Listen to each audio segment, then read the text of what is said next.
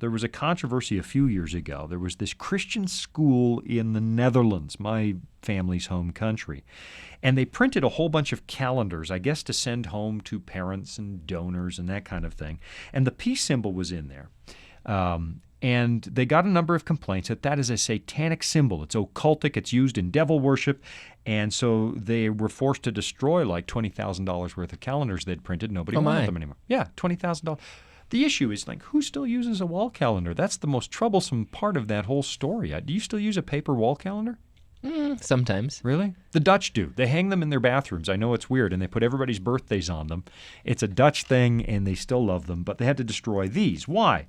Well, some people say that's the cross of Nero, or it's an upside-down cross with the arms broken. That's a pretty good description of it.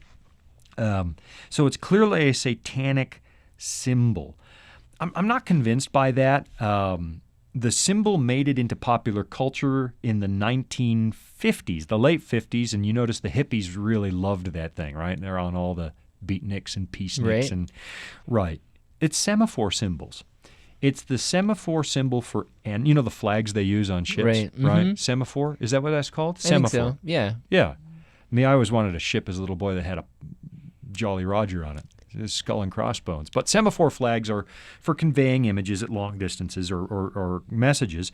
And if you take the symbol for N and the semaphore symbol for D and superimpose them on each other, you get the peace symbol. That's what you get.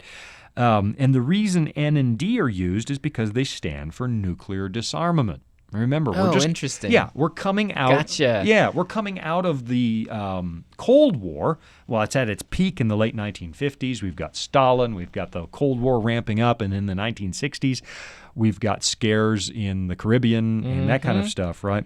And so nuclear disarmament became a popular concept, and the peace symbol was used for that. Now, I'm probably still not a giant fan of the peace symbol. You'll wait in vain for me to buy a T-shirt with it on there. Not because I'm not in favor of us bringing an end to war. That would be nice.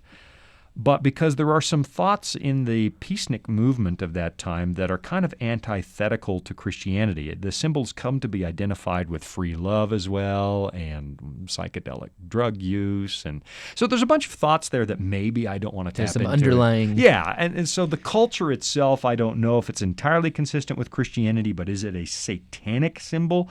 No, I'm giving that a no. And you can feel free to argue out there if you'd like, but address all of your complaints to Kevin Ames, Box 999, Loveland, Colorado. I'll make sure that those all get forwarded to you. Yeah, I know you will.